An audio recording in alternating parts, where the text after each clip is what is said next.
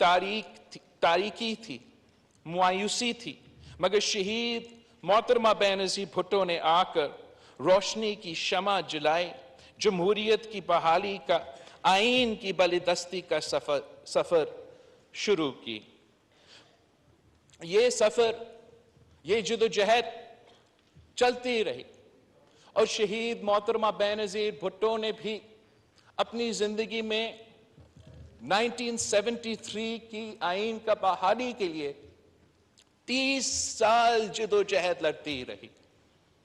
हमारा मंशूर था, हमारा फलसफा था, लेकिन एक जो बुनियादी नुक्ता होता था कि 1973 की आईन को बहाल करो।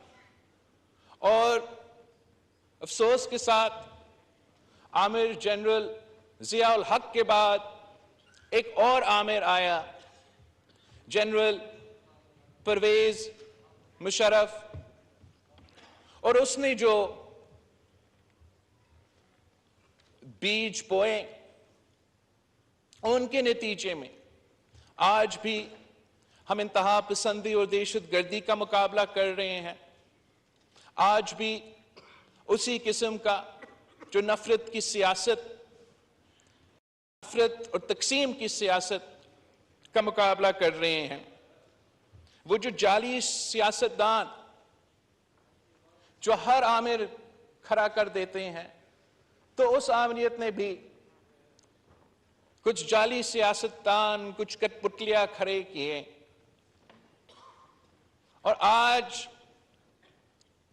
हर वो शख्स जो आमियत से फायदा लेता है, जो गैर जमहूरी दौर से फायदा लेता है, वो आज भी एक ही जगह जमा है, एक ही परचम तले जमा है, और वो तरीके इंसाफ में, चाहे वो जनरल जिया का दौर का, जनरल मुशर्रफ का दौर पे का हो, वो आज भी उसी नफरत की सियासत, उसी तकसीम की सियासत, उसी गैर जमहूरी सियासत पे चलते आ रहे हैं। और जब 2006 ने पाकिस्तान पीपल्स पार्टी और पाकिस्तान मुस्लिम लीग की क़ियादत शहीद मोहतरमा बेनज़ीर भुट्टो और मियां मोहम्मद नवाज शरीफ ने एक चार्टर ऑफ डेमोक्रेसी भी दस्तखत किया कि हम अपने मंशूर पे इलेक्शन लड़ेंगे, हम अपने अपने जमाते के क़ियादत संभालेंगे, हम एक दूसरे की मुखालफत करेंगे, मगर इलेक्शंस में मुखालफत करेंगे। जब हम हुकूमत में आते हैं तो हमारा मुखालफत इस हद तक नहीं पहुंचेगा कि हम जाती दुश्मनी पे उतर आए। हम अपने मुखालफत को इतना जगह नहीं देंगे कि उस मुखालफत की वजह से, इसकी वजह से कि दो बड़े जमातें आपस में नहीं बैठ सकते, किसी और को फायदा ना हो। बुनियादी वजह कि हमने उस डॉक्यूमेंट पे दस्तखत किया था वो ये था कि चाहे वो 1973 का 1973 का क्या, लेट 70s का PNA का मूवमेंट हो, या ये जो सिलेक्टेड तमाशा हमारे सामने 2011 से खड़ा किया गया है, जब सियासतदानों, जमहूरी कुव्वतों के दरमियान इतना बड़ा फुकतान पैदा हो तो जरूर उसका फायदा गैर जमहूरी कुव्वतों उठाते हैं। और जब से हमने चार्टर ऑफ डेमोक्रेसी पे साइन किया, तय किया कि हम 1973 की आईन को बहाल करेंगे, हम सियासत एक दायरा में रह के एक दूसरे के खिलाफ करेंगे, तो उसी वक्त वही गैर जमहूरी कुव्वतें अपना साजिश पकाना शुरू होगी कि अगर यह सिलसिला चलता रहा और पाकिस्तान में जमहूर को ताकत मिलता रहा, तो वो गैर जमहूरी कुव्वतों के लिए नया सियासत में जगह होगा, ना पार्लियामान में जगह होगा, ना उनका कारोबार में जगह होगा, ना उनका हमारा ब्यूरोक्रेसी में अहम अहम ओहदे मिलेंगे। तो इसलिए इन्होंने जमहूरियत के खिलाफ, उस चार्टर ऑफ डेमोक्रेसी के खिलाफ एक साजिश शुरू किया था। और जहां हमारा तो कामयाबियत थे, हमने 1973 की आईन को बहाल किया, हमने सूबे को उनको हुकूक दिए, सूबे को उनका वसाइल का मालिक बनाया, सूबे को उनको शनाख्त दी, पाकिस्तान में पॉलिटिकल स्टेबिलिटी कायम किया। ये पाकिस्तान की तारीख में पहली दफा हुआ था जनाब स्पीकर, जब 2013 में एक जमहूरी हुकूमत से पीसफुल ट्रांसफर ऑफ पावर दूसरी हुकूमत को दिया जा रहा था, तो वो पहली बार पाकिस्तान की तारीख में किसी एक पार्लियामान ने अपना टर्म मुकम्मल किया, किसी दूसरा पार्लियामान को, किसी दूसरा कायदे अवाम को ट्रांसफर ऑफ पावर करवा दिया। और ये पाकिस्तान की सियासी जिदोजहद में एक मेक और ब्रेक मोमेंट था, जिसके नतीजे में 5 और साल हमें साजिशों के बावजूद एक किस्म का पॉलिटिकल स्टेबिलिटी मिला। और फिर आपने देखा किस तरीके से 2008 से लेके 2018 तक जब आपको वो पॉलिटिकल स्टेबिलिटी मिला था, तो फिर आपको इकोनॉमिक स्टेबिलिटी भी मिला था। जब आपको वो पॉलिटिकल स्टेबिलिटी मिला था, तो इसका मतलब ये था कि वो चाइना पाकिस्तान इकोनॉमिक कॉरिडोर, जिसकी बुनियाद सदर जरदारी ने डाला, वो कंटिन्यू चलता रहा। और 10 साल के नतीजे में उस मंसूबे के तहत पाकिस्तान के अवाम को मुआशी तरक्की मिला। माजी में कोई हुकूमत 30 दिन के लिए आता था, 90 दिन के लिए आता था, तो फिर कोई हुकूमत 3 साल के लिए आता था। और जब एक हुकूमत आता था तो वो दूसरे के सारे मंसूबे खत्म कर देते थे और जीरो से शुरू कर देते थे। और पाकिस्तान का तरक्की नहीं हो रहा था, पाकिस्तान की मुआशी तरक्की नहीं हो रहा था, पाकिस्तान का जमहूरी तरक्की नहीं हो रहा था, दहशतगर्दी के मुकाबले में, इंतहा पसंदी के मुकाबले में कोई कंटिन्यूटी नहीं हो रहा था। मगर हमने इस यूनिटी की वजह से, मुत्तहिद होने की वजह से, जातियात की सियासत को छोड़ के इस 1973 की आईन और इस जमहूरी सिस्टम को चलाने के नाम पे हमने देखा कि पाकिस्तान से इस सिमत पे चलता रहा तो पाकिस्तान का मुआशी तरक्की भी गारंटी था, पाकिस्तान का जमहूरी तरक्की भी गारंटी था। मगर ये कुछ कुव्वतों के लिए बड़ा तकलीफ देह था। जैसे हमने 30 साल जमहूरियत के लिए जिद्दोजहद किया, तो वैसे ही कुछ कुव्वतें ऐसे हैं जो 30 साल जमहूरियत के खिलाफ साजिशें पका रहे थे।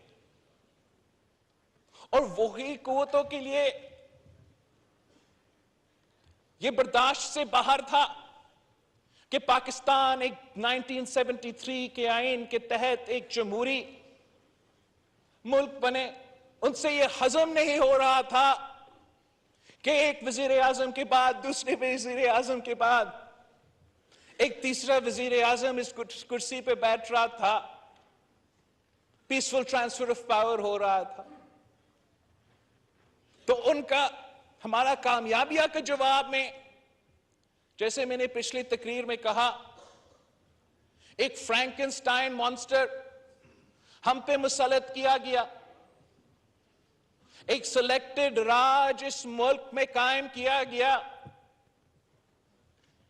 और उसका मकसद सिर्फ ये नहीं था कि एक कठपुतली को इस कुर्सी पे बैठाना था।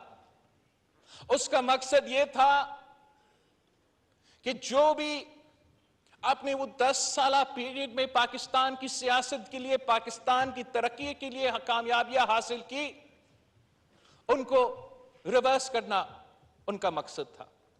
उनका मकसद यह सिर्फ नहीं था कि एक सिलेक्टेड वजीर आजम को इस कुर्सी पे बैठाना था, मगर उनका मकसद यह था कि 1973 का कॉन्स्टिट्यूशन को, जो कि वो उनसे हजम नहीं हो रहा था, उसको भी रिवर्स करना था। उनका मकसद यह था कि वो 1973 कॉन्स्टिट्यूशन, जिसने इस मुल्क को बांग्लादेश के जंग के बाद इकट्ठा रखा था, उसी 1973 कॉन्स्टिट्यूशन को रिवर्स करके, उसी 18वीं तरमीम को रिवर्स करके, उसी एनएफसी अवार्ड को रिवर्स करके, सूबों के हुकूक को सलब करके एक बार फिर इस मुल्क में वन यूनिट कायम करना था। जनाब स्पीकर, ये पाकिस्तान के अवाम इसलिए कि आप कामयाब थे, इसलिए कि हम कामयाब थे, तो पाकिस्तान के अवाम ने ये नाइटमेयर सिनेरियो नहीं देखा। मगर आपने वो जो 10 साला प्लान था, जो डॉक्ट्रिन था, आपने 3 साल में वो प्लान को, वो साजिश को नाकाम बनाया। और कैसे नाकाम बनाया जनाब स्पीकर? वो भी 10 अप्रैल 2022 को जनाब स्पीकर। हमने उनका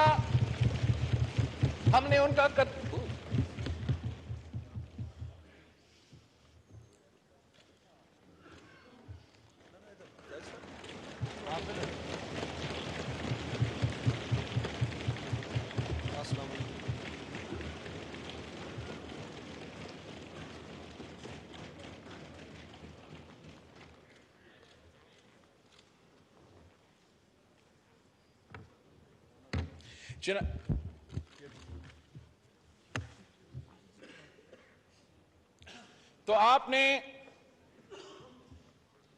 पाकिस्तान की तारीख में पहली बार अदालत को इस्तेमाल नहीं किया,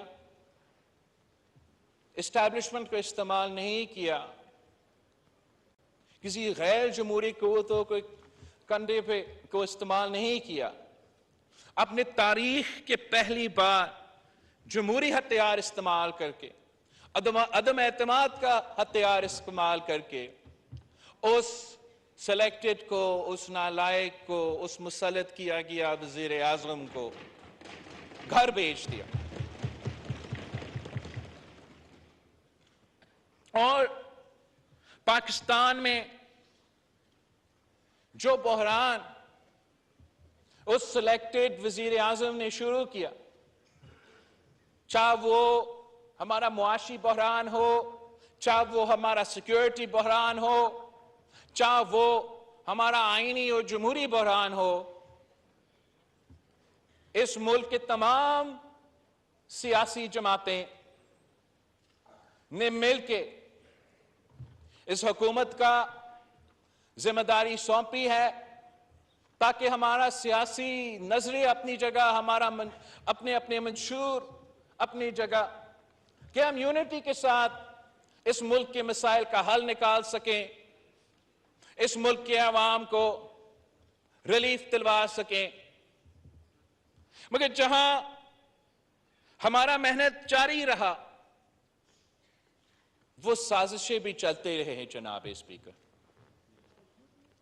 वो साजिशें 1 साल से इस मुल्क के सामने चलते रहे, और इसलिए कि हमारा वजीर आजम एक शरीफ आदमी है, तो हम ये जो साजिशें हैं वो बर्दाश्त करते रहें, मुल्क की खातिर, इदारे की खातिर, सिस्टम की खातिर। मगर जनाब स्पीकर, इस गोल्डन जुबली पे बहुत जरूरी है कि मैं इस हाउस की रिकॉर्ड पे वो साजिश लेकर आए। इसलिए अगर आप ने एक सिलेक्टेड वजीर आजम को खुदा हाफिज कह दिया, तो इसका ये नहीं मतलब कि वो साजिश खत्म हुआ, वो डॉक्ट्रिन खत्म हुआ।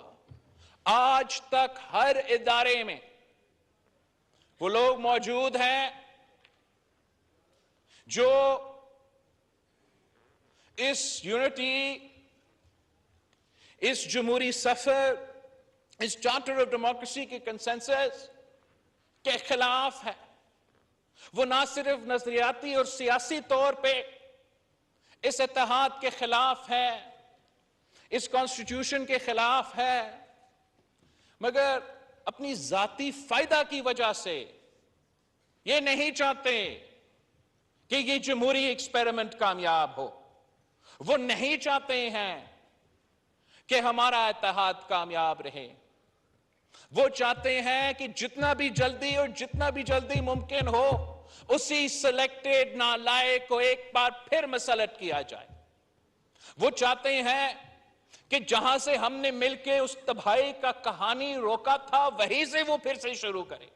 वो उसी डॉक्ट्रिन के तहत काम करते रहे। वो इस हाउस को अंडरमाइन करे, इस आइन को अंडरमाइन करे, वो सूबे के हकूक को सलब करे, 18वीं तरमीम को खत्म करे, 1 यूनिट कायम करे और सिलेक्टेड राज एक बार फिर इस मुल्क में मौजूद हो। जनाब स्पीकर, पिछले 3 साल तो एक उस साजिश का हिस्सा तो हमारा सामने था और उसका हम बुला भला भी कहता था, मगर जो मेन कैरेक्टर्स थे वो शायद मुल्क और अवाम के सामने उस तरीका से नजर नहीं आए। जनाब स्पीकर, प्लान क्या था जो आपने रोका, जो आप सब ने रोका?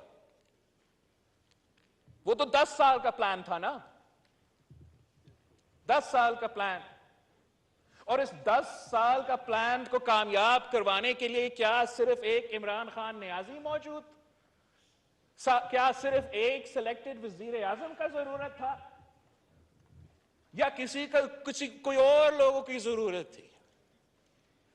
अगर वो 10 प्लान चलता और इस मुल्क को एक 1 पार्टी स्टेट में तब्दील किया जाता तो दूसरे इदारे में भी जनाब स्पीकर मर्डर ऑफ मेरिट नहीं होना था। अगर इस हाउस को किसी एक शख्स को एक पर्सनल प्रॉपर्टी के तहत हैंड ओवर किया जा रहा था 10 साल के लिए कि आप ये डॉक्ट्रिन को अमल करो, तो इस मुल्क में दूसरे इदारे हैं। हमारा आला अदलिया है जिसकी तारीख में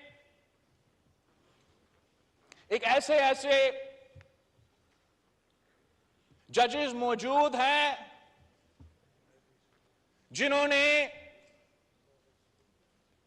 जिन्होंने हर आमिर के दौर में उनकी आमियत को रद्द किया, जिन्होंने हर गैर जमहूरी कदम के खिलाफ एक डिसेंटिंग नोट लिखा।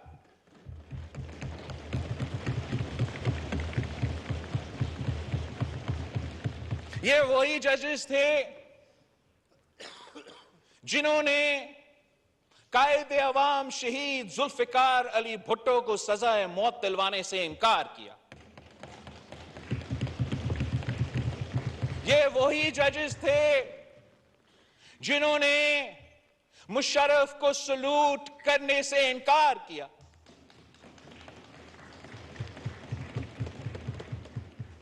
और जहां ऐसे बहादुर और गैरतमंद जजेस हमारे तारीख में हमेशा मौजूद रहे हैं, अफसोस के साथ ऐसे भी जजेस हमारे आला अदलिया में टाइम गुजारा है, जो कि उस आइन जिस आइन का उन्होंने दिफा करना था, उस आइन का उन्होंने तहफ्फुज नहीं किया, जिन्होंने हर आमिर के साथ दिया, हर वजीर आजम के खिलाफ फैसला सुनाया। और जनाब स्पीकर, अगर इस हाउस को उस डॉक्ट्रिन के तहत किसी एक आदमी को दिलवाना था, तो हमारा जो सुप्रीम कोर्ट है वहां भी कुछ ऐसा कोई साजिश पक रहा था। वहां भी, एंड आई होप कि ये एक क्लियर तो कर आए होगा, वहां भी एक साजिश है। उस वक्त बड़ा जोर और शोर से चल रहा था कि किसी ना किसी तरीके से अगर कोई ऐसा जज मौजूद हो हमारा आला अदलिया में जो आइन के साथ देंगे, 1973 के आइन के साथ देंगे, अपने काम करेंगे। अगर ऐसा कोई जज मौजूद है तो एक साजिश था कि उसको निकालना था जनाब स्पीकर। एक वजीर आजम को 10 साल चलाना था तो कुछ जस्टिस को भी एक्सटेंशन दिलवाना था, ताकि जब आपका 10 साल का डॉक्टरेट चलता रहा तो उनको एक रबर स्टैम्प मिलते रहे। और वो लोग जो इस साजिश में शरीक थे वो आज भी हमारा आला अदलिया में बैठे हैं, आज भी हमारा आला अदलिया में मौजूद हैं। और जनाब स्पीकर, आपका कोशिशों की वजह से, एक अदम एतमाद की वजह से, जहां एक सिलेक्टेड वजीर आजम का प्लान को, साजिश को आपने नाकाम करवाया, आपने वो साजिश भी नाकाम करवाया, वरना आज तक वो काम ने तो होना था। मैंने तो एक ये पार्लियामान का एक इस इदारा का आपको बताया है, एक हमारा दूसरा ऑनरेबल इदारा के बारे में बताया है, और एक और जगह है जो इदारा नहीं है मगर इसको इदारा कहा जाता है, जो हमारा ऑनरेबल मिनिस्टर डिफेंस नजर ही नहीं आता, लेकिन इधर जरूर मौजूद होगा। Honourable minister defence Khawaja Asif साहब के नीचे ये इदारा आता है। और यहां भी एक साजिश था जहां मर्डर ऑफ मेरिट होना था, और मेरिट को मर्डर करते हुए किसी को इस इदारा पे भी अपने 10 साल पे मुसल्लत करना था। तो यहां एक सिलेक्टेड वजीर आजम होता, वहां एक सिलेक्टेड चीफ जस्टिस होता, दूसरा एक सिलेक्टेड चीफ अवामी स्टाफ होता, और पाकिस्तान में सिलेक्टेड मार्शल लॉ कायम होता। दुनिया को बताते कि हम जमहूर है, हम जमहूरियत है, हम आईनी मुल्क है, लेकिन असल मुकमका ये था, असल डॉक्ट्रिन ये था। और हमने समझा कि हमने तो अदम एतमाद कर लिया है, जमहूरियत तो कामयाब हो गया है, साजिश खत्म। इस पे हम गलत थे जनाब स्पीकर, साजिश आज तक चल रहा है।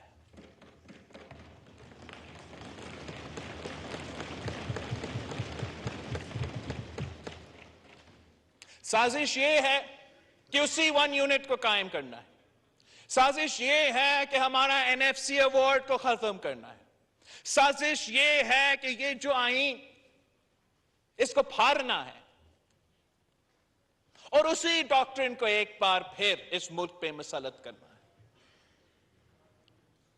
अब हमने सब मिलके इस साजिश को नाकाम करवाना है, मगर इस वक्त जो है जनाब स्पीकर, ये खेल हमारा इदारा में तो नहीं चल रहा, ना कि किसी और इदारा में चल रहा है। वो इदारा ने कहा कि हम न्यूट्रल है, तो जब एस्टैब्लिशमेंट न्यूट्रल रहा और पार्लियामान हमारा हाथ से बाहर चला गया, तो एक ही जगह मौजूद है जहां ये खेल अभी तक जारी है। और इसलिए जनाब स्पीकर, इस 10 अप्रैल 2023 पे, हमारा गोल्डन जूबली के दिन पे, इस हाउस के फ्लोर से मैं अपील करता हूं honourable chief justice of Pakistan से कि the judiciary of Pakistan stands at a crossroads, या ये वो अदालत एक ऐसा अदालत बन सकता है जो हर पाकिस्तानी माने कि ये इस आईन का मुहाफिज है। हमारा अदालत अपना ही वकार को बुलंद कर सकते हैं। अगर ऑनरेबल जज साहिबान आपस में बैठे और किसी एक शख्स, किसी सियासत की जो सोच है उसको अलग रख के, अगर वो आपस में बैठ के एक बेंच बन के, एक कोर्ट बन के अपने फैसले सुनाएंगे, तो जनाब स्पीकर, मुझे ये I am confident that the consensus of the Supreme Court of Pakistan will be democratic, that the consensus of the Supreme Court of Pakistan will be in line with the Constitution of Pakistan. I am confident that the consensus of the Supreme Court of Pakistan can withstand any conspiracy. अगर किसी एक आदमी की आमरीत चलेगा supreme court, अगर one man show चलेगा supreme court में, अगर जैसे जस्टिस अतर मनीला कहता है पॉलिटिशियन इन ब्लैक रोब्स का सुप्रीम कोर्ट बनेगा, तो फिर जनाब स्पीकर,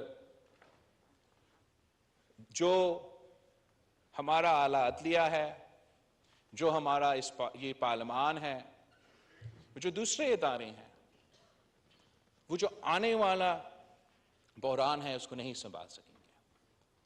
हमारा आईनी बहरान जो इस वक्त चल रहा है, इस वक्त I can show you, I have 4 जजेस ऑन द रिकॉर्ड सेइंग कि उनका फैसला ये है, लेकिन एक चीफ जस्टिस और दूसरे जो जजेस है वो अपना अक़लियत को अक्सरियत में साबित करना चाहते हैं। वो पाकिस्तान के अवाम को कह रहे हैं कि 2 + 2 is 3, but you and I can see that 2 + 2 is 4, मगर वो इंसिस्ट कर रहे हैं कि नहीं, 2 + 2 is 3।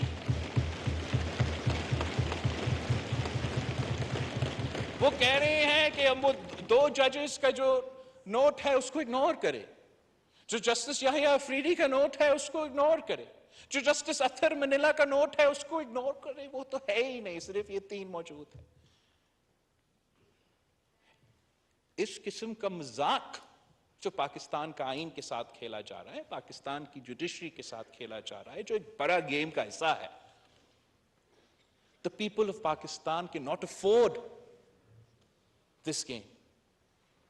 हमारा कोशिश क्या है? हमारा कोशिश 1 साल से ये रहा है कि जो मुआशी हमला इमरान खान ने इस मुल्क पे करके निकला था उसको हम किसी न किसी तरीके से सही करें। दिन रात हमारा वजीर खजाना काम करता है, मेहनत करता है कि उस बहरान, उस मुआशी बहरान जो खान साहब ने जानबूझ के किया था अपना कुर्सी को बचाने के लिए, वो किसी न किसी तरीके से हमें उससे निकाल दे। जो सिक्योरिटी का बहरान इमरान खान और उनके सहूलतकारों ने एक बार फिर इस मुल्क पे मुसल्लत किया दहशतगर्दी की सूरत में, हम कोशिश कर रहे हैं कि उसको हम मुंह दे, उसका मुकाबला हम करें। हमारा नेशनल सिक्योरिटी कमेटी मीटिंग हुआ है, इंशाअल्लाह ताला हमारा एक नया सरस से एक ऑपरेशन का आगाज हो रहा है, जो इंशाअल्लाह ताला माजी की तरह हम एक बार फिर इन दहशतगर्दों को, इन इंतहा पसंदों को शिकस्त दिलवाएंगे। और एक आईनी और जमहूरी बहरान है, और उस आईनी और जमहूरी बहरान के लिए पाकिस्तान पीपल्स पार्टी समझती है कि सियासी जमातों को मिल के आपस में बात करना चाहिए। जो भी सूरत हाल हो, जैसे भी हो, अगर आप बातचीत के लिए दरवाजा बंद करते हो तो फिर वो कोई मसला का हल नहीं होता। हमने माजी में भी देखा है कि जब भी सियासतदान के लिए मुश्किल रहा है कि वो आपस में बातचीत करे, वो आपस में कोई कंसेंसस बनाए, तो जरूर कोई थर्ड फोर्स आके उस सूरत हाल का फायदा अपने लिए लेते हैं, किसी और के लिए नहीं। मगर इस आईनी बहरान से निकलने के लिए अगर सियासतदानों पे भी एक जिम्मेदारी है तो आला अदलिया पे भी एक जिम्मेदारी है कि वो अपना अदलिया को बचा दे, वो अपना जुडिशरी को बचा दे। हमने तो अपना इदारा को संभालना है, मगर उनको अपना इदारा को संभालना पड़ेगा। अगर हर एक member of the supreme court को वो इज्जत नहीं मिले, अगर वन मैन शो चलता रहेगा, तो हम जितना भी मेहनत करें, हम अपने आप को इस बहरान से, आईनी बहरान से, जमहूरी बहरान से नहीं निकाल सकेंगे। और जनाब स्पीकर, ये ताकतवर तबकों का लड़ाई है, ये सियासतदानों की लड़ाई है, ये अशराफिया का लड़ाई है। पाकिस्तान के अवाम के ऊपर जो मुश्किल वक्त गुजर रहा है इस वक्त, इससे कोई ताल्लुक नहीं है कि जुडिशरी 3-4 है या 3-2 है। उनका कोई दिलचस्पी नहीं है कि इस कुर्सी पे कौन बैठा है। इस वक्त जो मुआशी सूरत हाल से हम गुजर रहे हैं, वो पाकिस्तान की तारीख में हमने ये मुश्किलात नहीं देखी हैं। जो बोझ इस वक्त आम आदमी उठा रहा है कि बिजली के बिल में, खाने पीने की अशिया के बिल में, वो आपके सामने है जनाब स्पीकर। महंगाई, गुर्बत, बेरोजगारी तारीखी सतह पे पहुंच चुका है। पाकिस्तान का आम शहरी को यह सोचना है कि where will they get the next meal, और पाकिस्तान के अवाम का दिलचस्पी इस अवाम से या किसी और इदारे से उठ चुका है। इसलिए उनको यह महसूस हो रहा है कि इस ताकत की लड़ाई में हमारे मसले तो मौजूद नहीं है। पाकिस्तान का आम शहरी, जिनके लिए इस वक्त जिंदगी गुजारना मुश्किल हो चुका है, बच्चे अपने बुजुर्गों का ख्याल नहीं रख सकते, मेडिकल बिल से डरते हैं, वालिदैन अपने बच्चे के तालीम पूरा नहीं कर सकते हैं, वो परेशान होते हैं जब सोचते हैं कि अगर मेरा बच्चा का मुस्तकबिल मेरे से बेहतर होना पड़ेगा तो मैंने तालीम दिलवाना है, मगर तालीम को अफोर्ड नहीं कर सकता। जो दिन रात लोग मेहनत करते हैं, जो सफेद पोश तबका है, जो दफ्तर जाता है 9 बजे से लेकर 5 बजे तक काम करते हैं, उनके तनख्वाह पे गुजारा नहीं होता। क्या करें? अगर पहले आपका तनख्वाह पे आप गुजारा कर सकते थे, ना खानदान का ख्याल रखते थे, मुश्किल था लेकिन चीजें पूरे हो जाते थे, और अब जो है पूरा तनख्वाह तो पेट्रोल के बिल पे चला जाता है, वो तो एसी और बिजली के बिल से पहले। जो मुआशी मुश्किलात पाकिस्तान के अवाम इस वक्त जिनसे गुजर रहे हैं, वो अगर किसान है, वो अपनी फसल की जो है कीमत नहीं मिल रहा, अगर मजदूर है उनकी मेहनत का जो फायदा है वो नहीं मिल रहा। और हम सब का जिम्मेदारी है, इस मुल्क का जिम्मेदारी है, इस हुकूमत की जिम्मेदारी है, इन इदारे की जिम्मेदारी है कि आपस के इख्तलाफात और ताकत के लड़ाइयों के बावजूद कि हमें अहम इश्यूज पे दिलचस्पी ले, हम सब मिलके वैसी इन मसाइल का मुकाबला करें जैसे पाकिस्तान के टूटने के बाद हमने सब मिलके ये आइन दिलवाया था। ये किसी एक आदमी या एक सियासतदान की बस की बात नहीं है कि पाकिस्तान की मईशत को सही सिमत पे डाला जाए, पाकिस्तान के अवाम को मुआशी तरक्की दे, और साथ साथ ये दहशत गर्दी और इंतहा पसंदी का भी मुकाबला करें। जो बैरून मुल्क कितने जो इंटरनेशनल जियो पॉलिटिक्स चल रहा है उसको भी संभाला जाए। इस काम को पूरा करने के लिए इस मुल्क को पॉलिटिकल स्टेबिलिटी की जरूरत है, इकोनॉमिक स्टेबिलिटी की जरूरत है, और वो सिर्फ तब मुमकिन होगा जब हमारे इदारे बन के काम करें, कौमी इदारे बन के काम करें, और किसी की पॉलिटिकल विंग बनने की वो शौक पूरा ना करें। अगर हम मिलके काम करते हैं, अगर इस किताब के तहत ये मुल्क चलता है, हर इदारा चलते हैं, तो फिर हमारे पास वो टाइम होगा कि हम पाकिस्तान के अवाम को इन मसाइल से निकालें। वरना जो सामने नजर आ रहा है कि जनाब स्पीकर इस मुल्क के अवाम बाहर निकलेंगे, वो टूट पड़ेंगे, वो किसी सियासी जमात के लिए तो नहीं, अपना भूख, अपना पेट भरने के लिए। जो मुश्किल मुआशी हालात नजर आ रहे हैं, जो सारे मसाइल नजर आ रहे हैं, इनका हल अगर कोई है तो वो यूनिटी है, वो इत्तेहाद है, वो कंसेंसस है। और आज भी पाकिस्तान पीपल्स पार्टी जिसने इस आइन की बुनियाद रखा, हम तैयार है इस आइन को दिफा करने के लिए।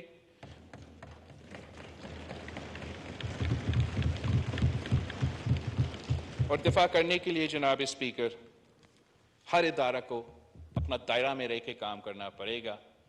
मैं जानता हूं कि पाकिस्तान के अवाम ने माजी में भी सारे मसाइल का मुकाबला करके जीत चुके हैं, और आज भी जो मौजूदा मसाइल हैं हम इनका भी मुकाबला करके इंशाअल्लाह ताला जमहूरियत का विक्ट्री होगा, आइन का विक्ट्री होगा, और पिछले 100 इयर्स बाद जो है हम अपना 1973 का कॉन्स्टिट्यूशन का यौम तासीस मनाते रहेंगे। थैंक यू जनाब स्पीकर।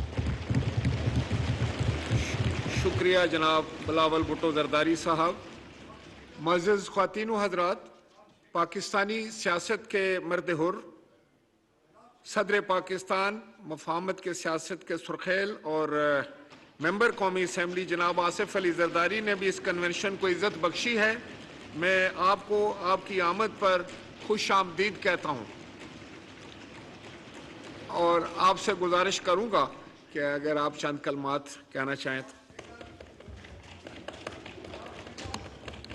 तशरीफ रखिए।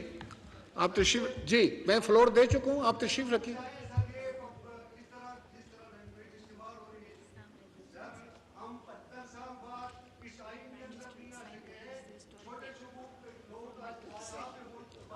जी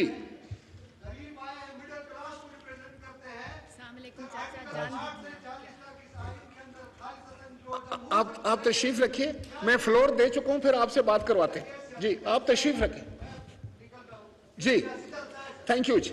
जनाब आसिफ अली जरदारी साहब। बिस्मिल्लाहिर्रहमानिर्रहीम। जी तशरीफ रखें। जनाब स्पीकर, पहले तो आपका मैं शुक्रिया अदा करता हूं कि आपने माइक मुझे दिया और मुझे बात करने की इजाज़त दी। अगर मेरे फाजिल दोस्त बैठ जाएं तो मैं अपनी तकरीर शुरू करूं। जनाब स्पीकर, अगर मैं अपने आप को हिस्ट्री का विटनेस कहूं, 35 साल की हिस्ट्री का, और भुट्टो साहब की भी तारीख में अगर मैं अपने आप को विटनेस टू हिस्ट्री कहूं कि मेरे वालिद भी इस असेंबली में बैठे थे, उनने भी कॉन्स्टिट्यूशन पे साइन किया था, और अल्लाह के फजल से हमने जमहूरियत बहाल की थी। मगर वो ख्वाब जो शहीद जुल्फ़िकार अली भुट्टो बाबा ने देखा, जो दूसरे दोस्तों के वालिदैन ने देखा, जो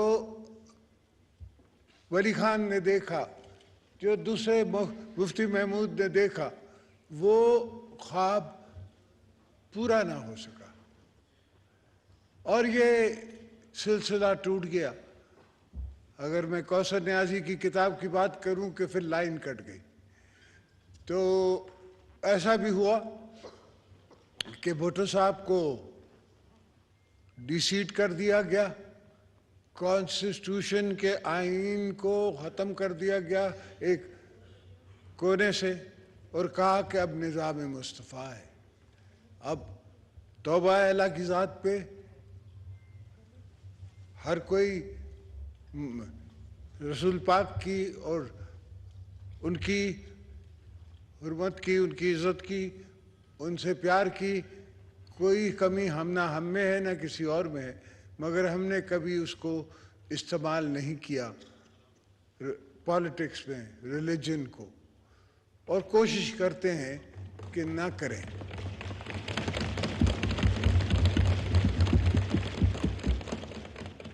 मेरे ये तवील सफ़र में सर मैंने बड़े बड़े ऊंच नीच के मकाम देखे। मैं नहीं समझता इस वक्त तारीख की हिस्ट्री में कोई यहाँ बैठा है जिसने कभी 14 साल जेल वो तहने सॉलिटरी कन्फाइनमेंट में गुजारी हो। मैं नहीं समझता, हो सकता है मुझसे कोई ज़्यादा जानता हो और वो बता सकता हो, मगर मैंने जो तारीख का मुताला किया है उसमें ऐसी कोई बात नहीं। हाँ, ये ज़रूर हुआ, एज ए तारीख का मैं स्टूडेंट और तारीख में चलने वाला, I have walked the halls of history, उस पे चलने वाला मैंने हर चीज़ खुद आई विटनेस की है। मेरे पास सारे राज हैं, जो कुछ यहाँ हैं, कुछ मैं आपसे शेयर कर सकता हूँ, कुछ अवाम से शेयर कर सकता हूँ और कुछ नहीं शेयर कर सकता। बीबी साहिबा कहती थी कि some things you take to your grave. कुछ ऐसी भी चीज़ें हैं जो पीपल्स पार्टी के साथ हुई और हमने उनको बर्दाश्त करके कब्र के तरफ चले गए, मगर कभी कुछ आह नहीं गई। इसलिए कि हम पाकिस्तान बनाने वाले मौसा है, हमने पाकिस्तान बनाया है और पाकिस्तान को बचाने का फर्ज भी हम पे ही है।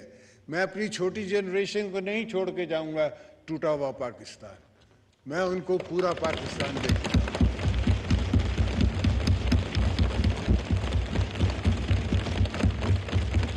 इंशाअल्लाह मेरे रब ने चाहा ये कॉन्स्टिट्यूशन को कुछ नहीं होगा, ना किसी को हम कुछ खिलवाड़ करने देंगे। ये जो दोस्त हमें दोस्तों को दुश्मन बनाना चाह रहे हैं या मुखालिफ बनाना चाह रहे हैं, ऐसा नहीं होगा। जो हमने कह दिया है वैसा होगा। हाँ, अगर एक पहले भी हमारे खिलाफ इंट्रीग्स होती रही है, ये दूसरी इंट्रीग हो जाए। कोई पहली दफा थोड़ी है कि कोर्ट ने नोटिस दिया है। मसूद शरीफ को भी नोटिस दिया था कि तुम आओ, तुमने हमें बग किया है, आके हमें बताओ। वो गया, उसकी स्टेटमेंट मैदान में है, जिसने उसने कहा कि जी हाँ आप बग कर रहे थे, आप लोग कर रहे थे सियासत और मेरा हक था DGI कि मैं IB कि मैं आपको बग करूं। ये तारीख गवाह है, लोग गवाह हैं, कुछ दोस्त ऊपर बैठे हुए हैं वो विटनेस टू हिस्ट्री भी हैं, कुछ दोस्त नीचे बैठे हुए विटनेस टू हिस्ट्री भी हैं हमारे साथ साथ। पाकिस्तान पीपल्स पार्टी ने हमेशा अगर हमें मौका दिया, बीबी साहिबा की शहादत के बाद, तो हमने एक ही नारा मारा कि हमको पाकिस्तान चाहिए, पाकिस्तान खपे।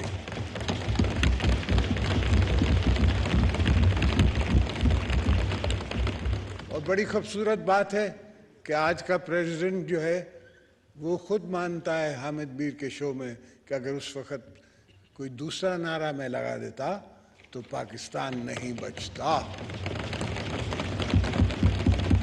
तो हम पाकिस्तान को बचाते आए हैं और अब भी यही इरादा है कि पाकिस्तान को बचाते आएंगे, चलते रहेंगे, ये जमहूरियत उठा के चलेंगे। चाहे छोटी जमहूरियत है, मैं समझ रहा हूं, और उस जमहूरियत को भी कमज़ोर किया गया है थ्रू द ईयर्स, और थ्रू द ईयर्स एवोल्यूशन से ही मजबूत होगी। मगर जब तक हमारे दम में दम है, हम उस जमहूरियत को बनाएंगे, संवारेंगे, चलाएंगे। और ये मुल्क के जो दोस्त मुझे कहते हैं कि दिवालिया हो गया और ये हो गया और वो हो गया, जापान दिवालिया हुआ, कोरिया दिवालिया हुआ। एक ज़माना था जो Argentina dollar to dollar American dollar के साथ था, आज वो उसकी करेंसी हमसे भी नीचे है। तो कोरिया हुआ।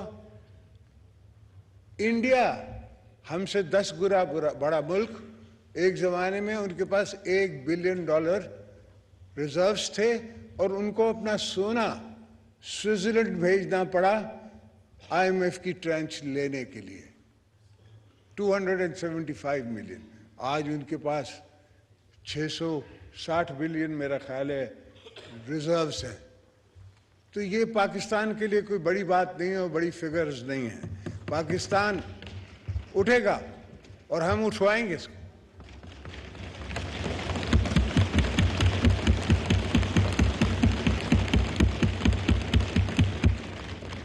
हमारा वर्जिन मुल्क है, कमोडिटीज़ का मुल्क है। आजकल दुनिया में कमोडिटीज़ की पोजीशन है, कमोडिटीज़ की मार्केट है। इंशाल्लाह ये होगा, मगर मैं वापस आ जाऊं अपने सफ़र की तरफ से। सर, 100 मोटो मेरे खिलाफ हुए हैं, मैंने देखे हैं, पर 100 मोटो ऐसा हुआ कि चीफ जस्टिस साहब कहते हैं कि मैं उस अफसर का नाम नहीं लूंगा जिसने मुझे रिपोर्ट दी है। तुम्हें हक क्या पहुंचा कि तुमने उस अफसर से पूछा? कौन सा कानून तुम्हें ये राइट देता है कि तो वो अफसर आके आपको प्राइवेटली मिले और प्राइवेटली आके ब्रीफ करे? अगर कुछ है तो आप चार्ज करें, हमें लाएं सामने। आपने चार्ज क्या किया? आप 200 बंदों को उठा के कराची से ले आए, यहाँ सोमोटो में, और यहाँ ला के रखा अडयाला में, और विटनेसेस बनाने की कोशिश की। अल्लाह के फजल से हमारे हाथ साफ थे, कोई ऐसी बात नहीं थी, कोई कमीशन नहीं थी, कोई रोड नहीं था, कोई ट्रांसपोर्ट नहीं थी, सीधी सीधी बात थी, बिजनेस ट्रांजैक्शंस थी। और जो इनने गवाह बनाया उसको भी अल्लाह ने पूछा, वो कस्टडी में ही फौत हो गया। बहरहाल अल्लाह उसको माफ़ करे और उसके जो अच्छाइयाँ हैं वो हमें दे, इसलिए कि उसने हमसे ज़्यादती थी उनकी। मेरी बहन आज तक हमारी कभी बेटियां बहनें, हाँ बीबी साहिबा को जेल में ज़रूर डाला है, मगर हमारे घर से किसी को नहीं डाला था। उनको रात के 12 बजे उठा के हॉस्पिटल से, और जेल स्पेशली खोला जाता है, तब सो मोटो नहीं होता कि ये जेल खोला कैसे गया भाई। हमने दरखास्तें दी, फारूक नाइक यहाँ है या नहीं है, मेरा वकील था, कि मैंने अपने कमरे से बाथरूम से इनके कैमरास पकड़े और वो पुलिस वाले को कान से पकड़ के मैं बाहर लाया और उसकी मैंने दरखास्त दी जज साहिबान को, और उस दरखास्त पे सुनी ना सुनी रह गई। मेरे कमरे में इन दी हॉस्पिटल लिस्टिंग डिवाइस गिरा, वो मैंने अपने वकील उस वक़्त अजीजुल्लाह शेख मरहूम को दिया, उससे जाके कोर्ट में पेश किया। कोई उस पर डेट नहीं मिली, किसी ने सुना नहीं, किसी ने कहा नहीं कि भाई ये क्या था। तो मैं आपको क्या बताऊं कि कहाँ कहाँ मैं विटनेस इन हिस्ट्री हूँ। इसलिए तो मैंने बीबी की बात रिकन्सिलिएशन की किताब पे मैंने आके हुकूमत बनाई, और अल्हम्दुलिल्लाह ये 18th अमेंडमेंट NFC अवार्ड सब ने हमने मिल के, ये नहीं है कि मैंने अकेले पीपल्स पार्टी ने, पर मिल के सब सियासी ताकतों ने बलूचिस्तान के हकूक़ की बात भी की, हमने खैबर पख्तूनख्वा की हुकूक की बात भी की। हाँ, वो दूसरी बात है कि सब अब एलिमेंट्री स्टेजेस में है, हर चीज़ इवॉल्व होती है। बलूचिस्तान इवॉल्व होगा। बलूचिस्तान के ऊपर जो लोग रहते हैं, मैं समझता हूँ कि वो 5-5 ज़बानें बोलते हैं, वो बड़े सियासी लोग हैं, पर उनसे बात करना पड़ती है, उनको इंगेज करना पड़ता है। फ़िलहाल किसी हमारे मुखालिफ मुल्क ने ऐसा माहौल वहाँ बनाया हुआ है कि बात नहीं की जा सकती, निकला नहीं जा सकता। जाएंगे तो सिक्योरिटी है, आएंगे तो सिक्योरिटी है। बहरहाल हम तो बलूचिस्तान भी जाएंगे, हम तो केपी भी जाएंगे, हम हर जगह जाएंगे जहां हमको लोग बुलाएंगे, हम जाएंगे, फिर जो होगा देखा जाएगा। मेरे खिलाफ टीटीपी की भी थ्रेट्स रही हैं, मेरे खिलाफ और दूसरी टेररिस्ट ऑर्गेनाइजेशंस की थ्रेट्स रही हैं। हाँ, एपीसी में मुझे बिठाया जाता था, मगर मैं अपने शौक से एपीसी नहीं बुलाता था। हद तो ये है कि मैं एज प्रेसिडेंट जब मैं उतरा तो भी इनने एपीसी में डाला मुझे, फर्क कोई नहीं पड़ा। As a member of the parliament, as the ex president, as ex minister, ex senator, etcetera etcetera, फिर भी एपीसी में। वही एपीसी से हम हंसते रहे और हमेशा विक्ट्री का साइन देते रहे कि हम राज करेंगे, हम लेंगे और इंशाल्लाह पाकिस्तान बनाएंगे।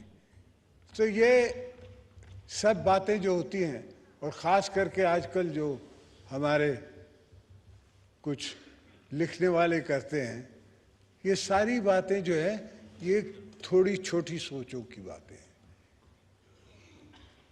हमने पाकिस्तान ने अंडर पीपीपी 5 ममालिक के साथ हमने साइन किया करेंसी स्वैप। आज पूरी दुनिया में वो करेंसी स्वैप होने जा रहा है। हमारे मुल्क में इस्तेमाल नहीं हुआ हमारे बाद, मगर आज चाइना, रशिया, मलेशिया ये अपना IMF बना रहे हैं और ये डॉलर में डिनोमिनेशन में डील नहीं कर रहे। अब इंटर करेंसी, इंडिया के साथ मिलके inter currency.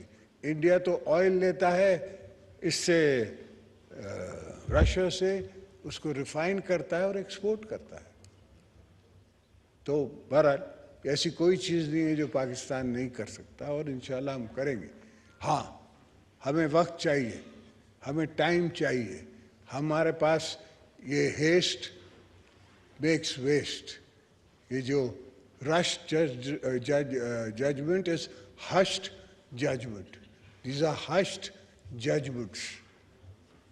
These judgments do not strengthen democracy or strengthen Pakistan. They will only lead to chaos. We cannot afford chaos. At least I believe, Pakistan People's Party believes, we cannot go in for a chaos situation. So, yes, we can request the Prime Minister for a dialogue with the opposition, with anybody he wants to, but they have to come to him. He is the Prime Minister. They can't come to me. It's like I am nobody. The government of its time, led by the Prime Minister, is the only valid authority to do a dialogue with them. Anything else, it could be many things else. One day election, 6 months, 2 months, 1 year, whatever the case may be, it's in a dialogue.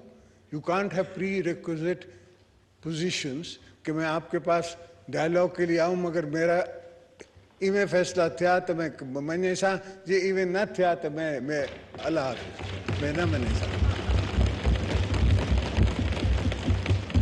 ऐसा नहीं होता dialogue. You give and take.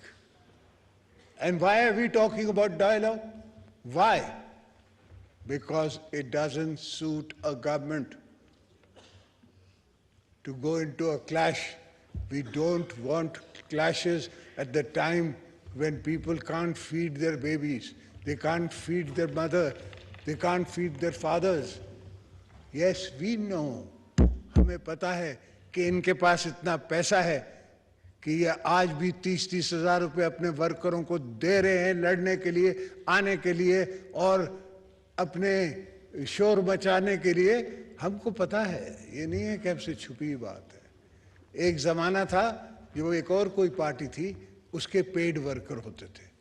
अब इनके भी paid workers हैं, paid journalist हैं, paid इनके social media के वर्कर हैं।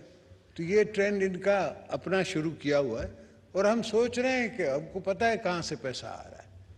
We know that. इनकी अपनी तो जागीर है ही नहीं। मैंने तो कभी नहीं सुनी कि कोई न्याजी जागीर थी या इनका कोई बिजनेस था।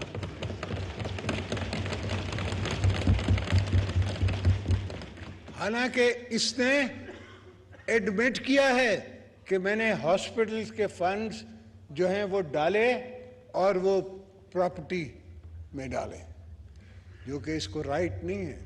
वो जो फंड्स हैं वो इनको एक पॉलिसी के थ्रू, एक जज्बे के थ्रू लोग देते हैं कैंसर के लिए।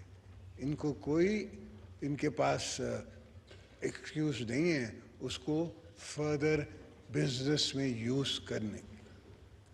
तो बातें बहुत हैं राजा साहब, स्पीकर साहब, बातें बहुत हैं और चीज़ें बहुत हैं और मेरे पास तारीख का एक पूरा सिलसिला है। मैंने 14 साल जेल में क्या किया? मैंने अपने को सेल्फ एजुकेट किया, मैंने किताबें पढ़ी, मैंने अपने इनर सेल्फ को एजुकेट किया, मैंने आउटर सेल्फ को एजुकेट किया। ऐसे तो नहीं कि 70 साल से किसी ने नहीं सोचा कि एक ऑल वेदर रोड होना चाहिए जो चाइना पहुंचे, और वो चाइना पहुंचे और वो अताबाद लेक को संभाले।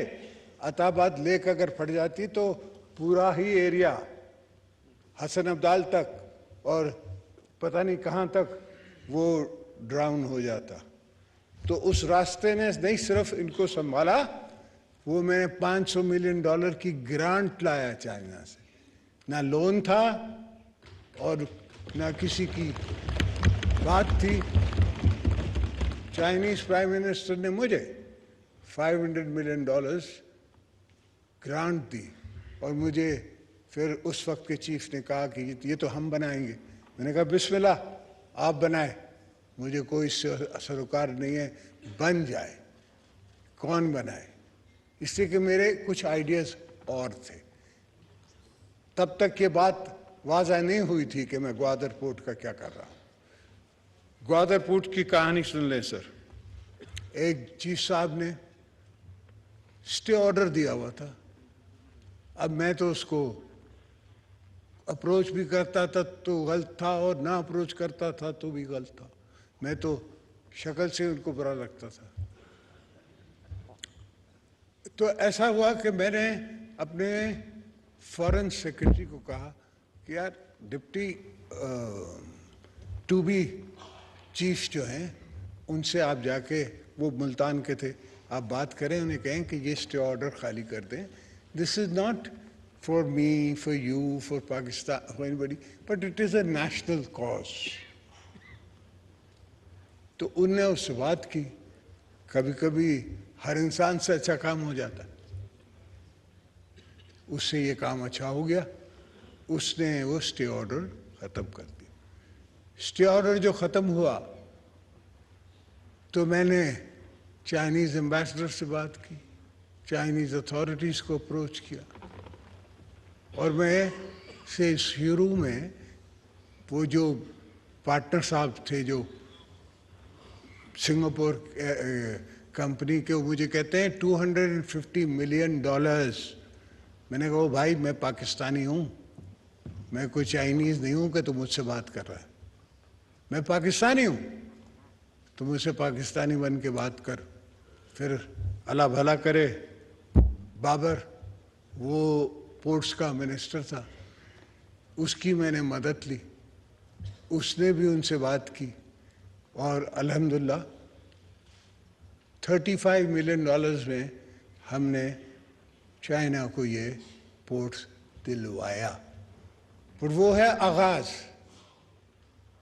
उसके बाद उसको किस तरह यूज़ करना है, क्या आगे जाना है, उसकी क्या इम्पोर्टेंस है, ये तो इस पे मैं लेक्चर दे सकता हूँ। एक पूरी साइंस है, पूरा एक फ़लसफ़ा है। बहरहाल पीछे आते हुए सर, पूरी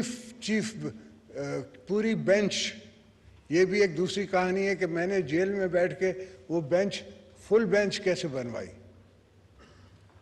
वो भी किसी दिन किसी वक्त किसी को बताऊंगा, आज नहीं। तो खैर वो फुल बेंच बन गई।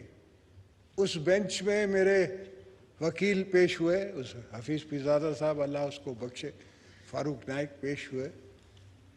तो खुद फुल बेंच ने जजमेंट दी कि बाइस is floating on the surface. तो मेरे वकीलों ने कहा कि सर, जितनी इसकी सज़ा है उतनी तो हमारा जो वोकल है वो काट चुका है।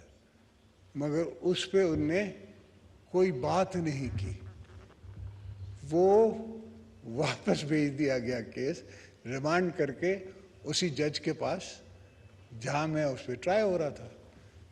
उस जज साहब को मैंने एप्लीकेशन दी, मैंने कहा भाई अब तो आपके फाजिल जजों ने सुप्रीम कोर्ट से कह दिया है कि आप जो हैं वो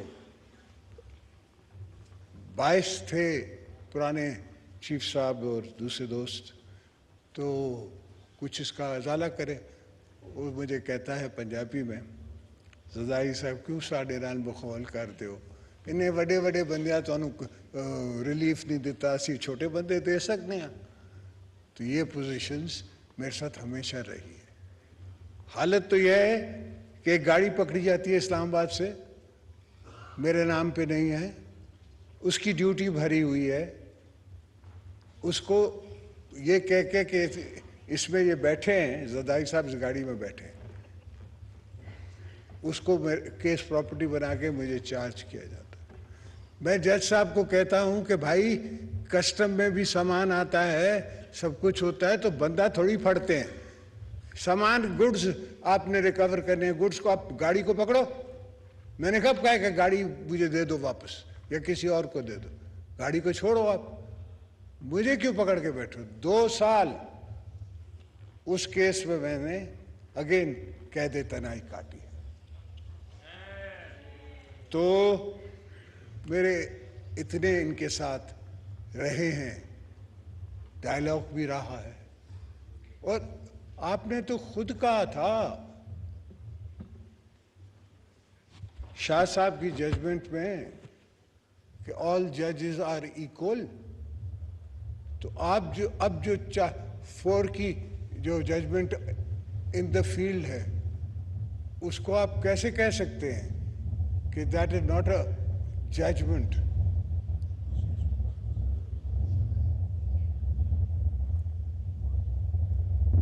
How can you say that? Athar Minallah quotes and says we should not be seen as politician in robes. अब इससे ज़्यादा वो क्या बोलेगा? So I think the whole nation needs to think, everybody needs to think, but rest alone, rest assured, we are not weak. Please. I tell the opposition and I tell everybody who opposes us, we are political forces. We do not sit here because somebody made us sit here. We sit here because we have won our elections. We sit here because we have won our majority. We have won a no confidence vote against himself, the Prime Minister, ex-Prime Minister, the Tiger Niazi Prime Minister. We have won a vote of confidence. हमने तो उसको नहीं कहा कि आप walkout कर जाए, resign कर जाए, ये कर जाए. He's done everything himself. Now he wants to pressurize the courts in one form or the other. That will not do. We cannot accept some portion of the establishment or some portion of the judiciary, ex-establishment, trying to gang up on us. We will see them through. Come hail, come snow, come rain. We will fight on every front. We will fight in and out everywhere. We have no fear of these so-called jolly Democrats. If they think they can make us cow down, they have another thing coming. We weren't cowed down by Musharraf, जिनको इनने endorse किया, vote दिया, तो और हमने उसकी सारी उसका टाइम जो है तकरीबन जेल में काटा। बीबी ने उनको यही कहा था कि I will not talk, I will not negotiate with under a barrel of the gun. You have my husband in prison and you want to talk to me? No, it won't happen. And then she moved forward and she spoke to the Americans. And they made him take off his uniform. Some friends have this phobia that he may have taken it off by himself. No, it was the international forces. They asked him to take off the uniform because Bibi declared, how can I talk to a dictator? He's in uniform. Yes, if he takes off his uniform, maybe I can talk to him. So uniform उतरवाई गई, dialogues हुए और dialogue के ज़रिए हमने उससे NRO की शक्ल में माफ़ी मंगवाई। उसने नाक रगड़ी, उसने ये माफ़ी मांगी हमसे कि तारीख में हमने आपके साथ गलती की। एनआरओ का हमको क्या फ़ायदा होना था? हमें तो पता था कि हर केस में हम बरी खुद हो सकते हैं, हम इनोसेंट हैं। हमारे को तारीख में लिखवाना था, हमें बीबी ने तारीख में लिखवाना था कि इसने हमसे माफ़ी मांगी। And that was the position. That was the political position. And till to date, let me tell everybody, we know more than you think we know. We are quite aware of who is who and where is what. वो तो मियाँ साहब की शराफत है कि he doesn't, वरना तो मुझ पे तो स्पीकर साहब एक ऐसा केस भी बना जो उसने कहा कि मैंने पैर में बम बांध दिया 50 लाख करके। तो मैंने उन जज साहब को कहा कि यहाँ आप मुझे ट्राई कर रहे हो 50 लाख के लिए और वहाँ आप मुझे दूसरी कोर्ट में ट्राई कर रहे हो कि मेरे एक फ़ोन पे 12 करोड़ रुपए दे दिए गए किसी को। तो हाउ डू द 2-3 मैच? उन केसेस में 9 केस थे। तो एक इंस्पेक्टर था बड़ा सीनियर, सिद्दीकी नाम था, पता नहीं जिंदा है नहीं। उसने मुझे कहा ज़रदारी साहब एक केस मुझे भी डाल दो, मैनू भी पाण दो, ये मेरा वायदा कि ये तुसी 2-4 हफ्ते च तुसी जित लोगे पर मेरी प्रमोशन हो जानी। मैं क्या बच्चा तू पा दे,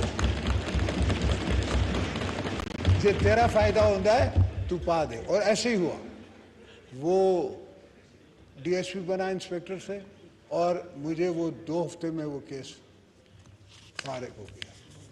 अल्हम्दुलिल्लाह अल्लाह ने हमेशा मेरा साथ दिया है और मैंने हर जगह बैठ के मुकाबला किया है और मुकाबला करते रहेंगे, इसलिए कि हमने वतन बनाना है, हमने इस धरती को अपना खून दिया है और देते रहेंगे।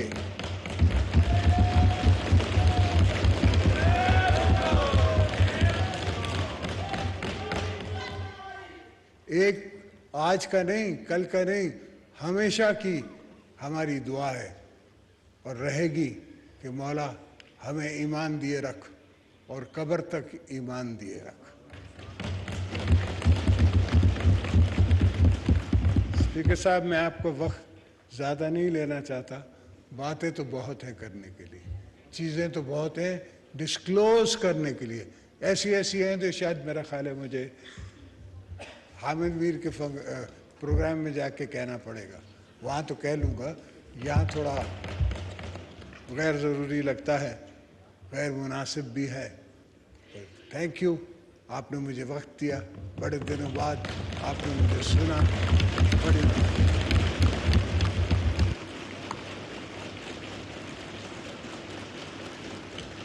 बहुत शुक्रिया जनाब प्रेसिडेंट आसिफ अली जरदारी साहब। मुअज़्ज़िज़ हाज़रीन, इस ईवान के लिए ये एक तारीखी मौका है कि दस्तूर पाकिस्तान की 50वीं सालगिरह की अहमियत और इस संग मेल की कदर मंजिलत को महसूस करते हुए सुप्रीम कोर्ट ऑफ पाकिस्तान के सीनियर प्यूनी जज और बैनुल-अक़वामी सतह पर हुकूक इंसानी के मुहाफ़िज़ तसव्वुर किए जाने वाले इज़्ज़त माब जस्टिस काजी फाइज़ ईसा साहब तशरीफ़ लाए हैं। मैं उनसे गुजारिश करूंगा कि वो अपने अफ़कार से नवाजें।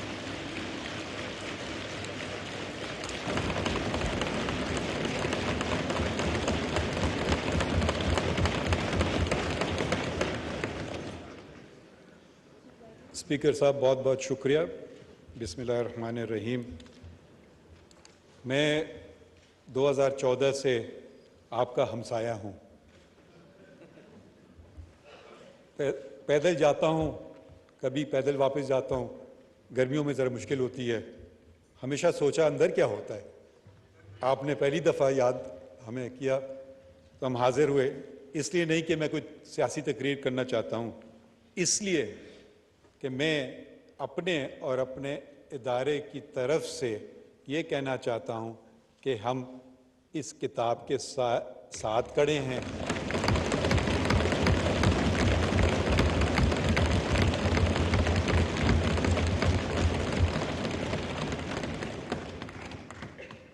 अल्लाह के साए के बाद इस किताब का साया हमारे सर पे है।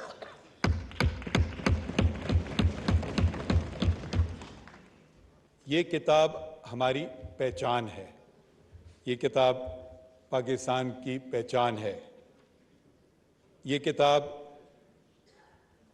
पाकिस्तान के जो उस वक्त डायरेक्टली इलेक्टेड रिप्रेजेंटेटिव्स थे, उन्होंने यूनानिमसली इसको पे वोट किया। कोई नेगेटिव वोट नहीं था। एब्सटेंशंस मेरे ख्याल में शायद 4 थे। तो इसकी जो अहमियत है उसको हमें पहचानना चाहिए और उस पर हमें अमल करना चाहिए। पाकिस्तान की, अगर आप लोग सब सियासी तालिब इल्म हैं, मैं कानून का कीड़ा आप समझ लें, मैं हूँ। मैं कानून के तरीके से देखता हूँ चीज़ें, आप सियासत के तरीके से। सियासत आपका मैदान है, मेरा नहीं। कानून मेरा मैदान है। आप तबसरे कर सकते हैं, तनकीद भी हम पे कर सकते हैं, और तनकीद हमने सुनी भी। मगर जो हम हल्फ उठाते हैं, जो मैंने हल्फ एक दफ़ा नहीं 2 दफ़ा उठाया, एक चीफ जस्टिस के नाते बलूचिस्तान के, उस वक्त जब बलूचिस्तान में काफ़ी मुश्किलात थे तो मुझे वहाँ बुलाया गया, और आपको जैसे पर्सनल स्टोरीज़ लोग बताते हैं कि मुझे उस वक्त के चीफ जस्टिस ने याद किया था। उस ज़माने में जुडिशल कमीशन ऑफ पाकिस्तान नहीं होता था, तो वो अपॉइंटमेंट ऑफ जजेस दूसरे तरीके से होता था, पुराने तरीके से। तो उन्होंने बुलाया, तो मैं समझा पता नहीं क्यों मुझे बुलाया चीफ जस्टिस ने। प्रैक्टिसिंग वकील चीफ जस्टिस बुलाए तो आपको जाना पड़ता है। मैं लिखता था डॉन वगैरह में, मैंने कहा शायद उनको मेरी कोई चीज़ बुरी लगी हो इसलिए बुलाया। तो मैंने रिटर्न टिकट बुक किया था। तो यहाँ मालूम है जी आप बलूचिस्तान चले जाएँ भाई, क्योंकि आप वहाँ हमारा एक आइनी बहरान है और आप चीफ जस्टिस। मैंने कहा शुक्रिया, मगर बहुत शुक्रिया, मगर आपने मुझे समझा कि मैं इस काबिल हूँ। मगर उन्होंने कहा क्या, फिर उन्होंने ऐसी बातें की जो मैं उनका नहीं, कि भाई आपका ये मुल्क है, आपके लोगों बलूचिस्तान में, अब आपका हम पे हक है, अब आपको ही जाके काम करना होगा। तो मैं गया, अकेला बलूचिस्तान, वाहिद जज था, और फिर आहिस्ता आहिस्ता अपनी हाई कोर्ट बनाई, अपॉइंटमेंट्स किए। जो अपॉइंट्स किए जजेस वो सारे अल्लाह के फजल से कंफर्म हुए। शायद मेरा उस वक्त का 100% रिकॉर्ड था। फिर यहाँ आने को मिला, और हम में जो, मुझे समझ नहीं आता है, हम कभी कभी दुश्मनों से इतनी नफ़रतें नहीं करते हैं जितनी एक दूसरों से करते हैं। ये क्यों है? ये हम और आपसे मुराद पार्लियामान और ब्यूरोक्रेसी, ये सब और सब का वजूद एक ही होना चाहिए और एक ही है, वो है लोगों की खिदमत करना। हमारा काम ये है कि जल्द फैसले करें आइन और कानून के मुताबिक। आपका काम है ऐसे कवानीन बनाएं जो लोगों के लिए बेहतर हों, और एग्जीक्यूटिव का काम यह है कि वो जो कानून बनाई जाए और जो हुकूमत वक्त है उसकी पॉलिसीज़ को वो बेहतर तरीके से अदा करे।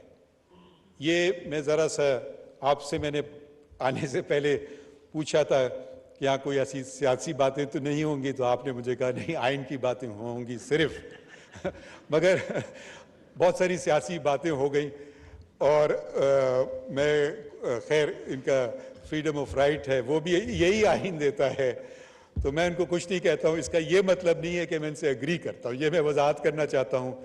शायद कल इन्हीं लोगों के केस आएंगे और शायद उनके खिलाफ फैसले होंगे और शायद वो मेरे खिलाफ ये बातें करें, तो मैं सिर्फ ये कहना वजाहत करना चाह रहा हूँ।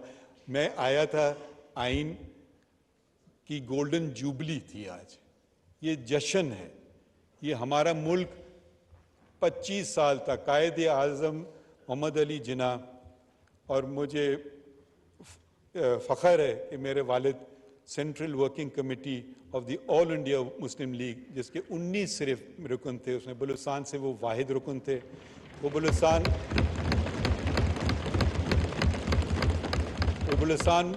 में मुस्लिम लीग कायम की। बलूचिस्तान ना सिर्फ बलूचिस्तान मगर उस वक्त का जो सूबा सरहद होता था, जो अब खैबर पख्तूनख्वा, तो वहाँ भी वो गए और उन्होंने वो सियासी शख्सियत थी और उन्होंने ये मुमकिन बनाया कि ये दो सूबे जो अब पाकिस्तान के हैं, और अब अगर उनका रुकबा जोड़ें तो पाकिस्तान के ख्याल में बहुत बड़ा हो जाएगा कि ये पाकिस्तान का हिस्सा बने। और वो लोग, उनको क्या मिलना था? अब आप ज़रा से ये सोचिए, जब तहरीक पाकिस्तान चल रही थी, आज के वक्त में तो आप मफादात देख सकते हैं कि ये मेरा इसमें फ़ायदा है और वो मेरा उसमें फ़ायदा है, मैं ये करूं या वो करूं। वो कोई ऐसी बात नहीं थी, वो एक ख्वाब था, और अगर वो ख्वाब पूरा नहीं होता तो वो फिर एक ऐसे माशरे में होते जहाँ के वो माइनॉरिटी थे और उनसे कहा जाता कि आप ये बातें कर रहे हैं तो उनसे क्या सलूक होता। तो उन्होंने एक ख्वाब देखा, कायदे आज़म अल्लामा इकबाल ने, और फिर एक पॉलिटिकल मूवमेंट बनी और दुनिया भर में मुसलमानों का सबसे बड़ा मुल्क वजूद में आया, सबसे बड़ा मुल्क। अब मुझे शर्म से कहना पड़ता है, ये शर्फ पाकिस्तान के पास नहीं रहा, अब ये शर्फ इंडोनेशिया के पास है। उस वक्त ये हमारा दुनिया में सबसे बड़ा मुल्क था। हम किस लिए ये हमने किया? अगर आपको बेहतर एडमिनिस्ट्रेशन चाहिए थी तो शायद अंग्रेज़ बेहतर एडमिनिस्ट्रेशन दे सकते थे, मगर हम अपनी गलतियों से, अपनी नाकामियों से सीख करके हम आगे बढ़ना चाहते थे कि जो कुछ है हमारा है। तो ये कॉन्स्टिट्यूएंट असेंबली आई वजूद में, उसके सदर कहलाते थे, स्पीकर नहीं कहलाते थे, उनका नाम था मौलवी तमीज़ुद्दीन। उनको बरतरफ किया गया, उन्होंने चैलेंज किया और उनकी जगह एक ब्यूरोक्रेट जो मेरे ख्याल में रेलवे में मुलाजिम होता था एक वक्त में, गुलाम मोहम्मद, वो गवर्नर जनरल था, उन्होंने उनको बरतरफ किया और उन्होंने कैबिनेट ऑफ मिनिस्टर्स बनाई। मौलवी तमीज़ुद्दीन, मेरे वालिद उस केस में भी मुंसलिक थे, उन्होंने चैलेंज किया चीफ कोर्ट ऑफ सिंध, उस ज़माने में सिंध हाई कोर्ट नहीं था, चीफ कोर्ट था।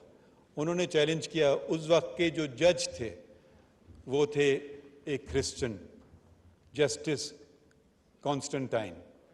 उन्होंने और उनके 3 साथियों ने, जस्टिस विलानी, जस्टिस बच्चल और जस्टिस मोहम्मद बख्श ने बहाल किया और ये कहा कि ये इक़दाम गलत है, और वो जो मिनिस्टर्स थे उन्होंने उनके खिलाफ एक रिट ऑफ मैंडेमस जारी की, दूसरी रिट ऑफ को वारंट की कि आपके पास कोई इख्तियार नहीं है मिनिस्टर होने का। अनफॉर्चुनेटली ये चैलेंज हो गया, उस वक्त के फेडरल कोर्ट में और फिर नतीजा उलट किया। उस वक्त भी एक जज थे और ताज्जुब की बात यह है वो जज भी क्रिश्चियन थे, जस्टिस कॉर्नेलियस, वो शायद माइनॉरिटी में थे। उनका जजमेंट पढ़ें तो उन्होंने इस्लाम की बात की और मेजॉरिटी जजमेंट पढ़ें तो उन्होंने कहा कि जी मलका है इंग्लिस्तान की जो मलका है उसके ताबे। तो ये तजाद जो हम देखते आए हैं तो हमें देखना चाहिए कि हम ये लफ्ज़ इस्तेमाल करते हैं माइनॉरिटीज़ का, ये मुझे पसंद नहीं है। वो बराबर के शहरी हैं और उनका बहुत बड़ा हिस्सा है। एक और शख्स थे जिनका मुझे बहुत फ़ख्र है, जिनका ताल्लुक़ मेरे सूबे से था, दोराब पटेल। वो एक पारसी साहब थे। जब जबरन ओथ लेने को कहा गया जज साहिबान को तो उन्होंने इनकार कर दिया।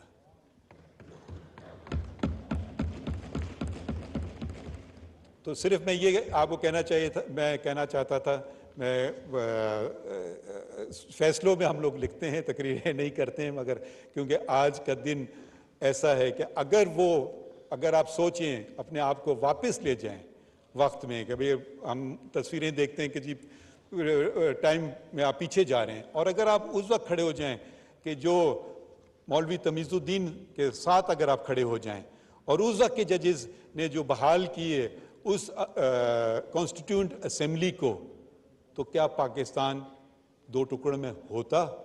ये सिर्फ मैं सवाल एक कानूनदान, एक तालिब इल्म की तरफ आप पे छोड़ रहा हूँ। और ऐसे सवाल, ये बहुत अच्छी बात है कि प्राइम मिनिस्टर ने ये 10 अप्रैल को दस्तूर का दिन करार दिया। 10 को और थोड़ा सा ताल्लुक़ मेरा इस ऐवान से ये भी बनता है कि मेरी चची उसकी मेंबर थी,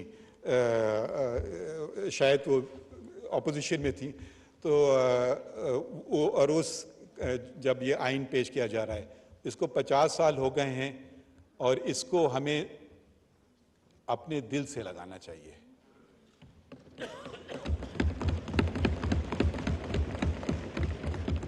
इसलिए नहीं कि इसमें मेरी तनख्वाह गारंटीड है, मगर इसलिए क्योंकि इसमें लोगों के बुनियादी हकूक़ का तज़किरा है। सबसे अहम बात इस आइन में जो है वो लोगों के बुनियादी हकूक़। ये भी एक रेजोल्यूशन पेश हुआ जो मेरे ख्याल में बहुत अच्छा है कि वो आइन को हम अपने स्कूल में पढ़ाते नहीं हैं। मेरी अहलिया वो टीचर थी और एक अमेरिकन स्कूल में, तो वो अमेरिकन सिलेबस पढ़ाते थे और वो छोटे छोटे बच्चों को अमेरिकन कॉन्स्टिट्यूशन के मुतालिक, और मॉक इलेक्शंस हो रहे हैं क्लास में, उनका इंतखाबी निशान वो एक का घोड़ा, एक का हाथी, दूसरे का गधा, रिपब्लिकन्स और डेमोक्रेट्स। तो उस उम्र से वो अच्छा ये आइन होता है, ये वोट होता है, इसका मतलब क्या होता है।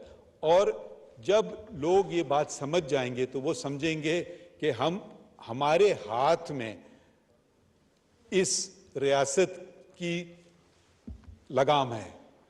और जब ये लोग समझ लेंगे तो फिर कोई आदमी अपनी अच्छाई सोचता है, अपनी बुराई नहीं सोचता है। इस आइन में बहुत खूबसूरत चीज़ें हैं फंडामेंटल राइट्स में, ऐसी फंडामेंटल राइट्स हैं जो बहुत सारे दुनिया के दूसरे मुल्कों में नहीं हैं। मसलन right of information, article 19A, freedom of press तो 19 है।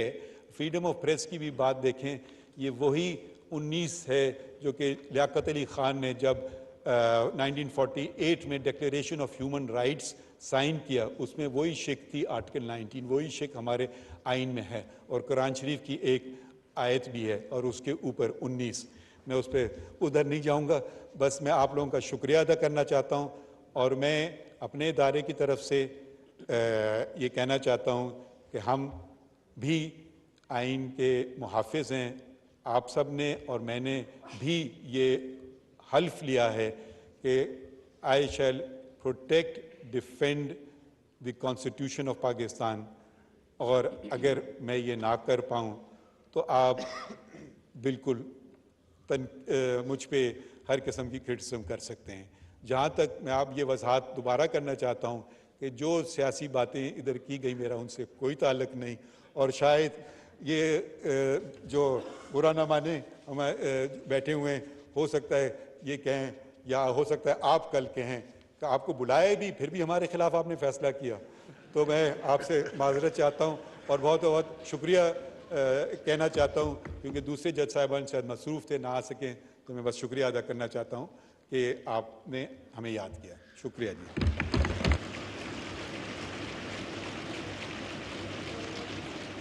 बहुत शुक्रिया जनाब जस्टिस काजी फाइज ईसा साहब। मैं यहाँ पर पूरी कौम की इतला के लिए बता दूँ कि ये ना ही किसी पार्टी का इजलास है और ना ही कौमी असम्बली या जॉइंट सिटिंग हो रही है। ये दोनों इजलासों के दरमियान में हमने कन्वेंशन रखा हुआ है और उसके लिए असम्बली का हाल लेने के लिए तहरीक पेश की गई थी। मीडिया, ख्वाह वो सोशल है, प्रिंट है या इलेक्ट्रॉनिक है, तमाम कौम के सामने इसकी दुरुस्त तस्वीर रखने की दरख्वास्त है उनसे। जी, अभी हमारे पास टाइम बहुत कम रह गया है और हमारे सामने चंद करारदादें हैं जो मैं चाह रहा था कि जल्दी से पेश कर दी जाएं। जनाब रजा रबानी साहब कोई करारदाद पेश करना चाह रहे हैं।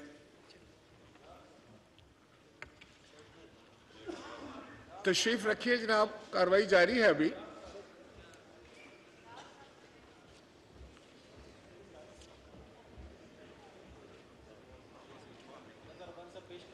जी रजा रबानी साहब, आप पेश कीजिएगा करारदाद। जनाब स्पीकर, ये करारदाद खराज अकीदत पेश करने के लिए है और ये कहती है कि whereas the constitution of Pakistan is the supreme law of the land and it defines the basic structure, functions and powers of the state and its institutions.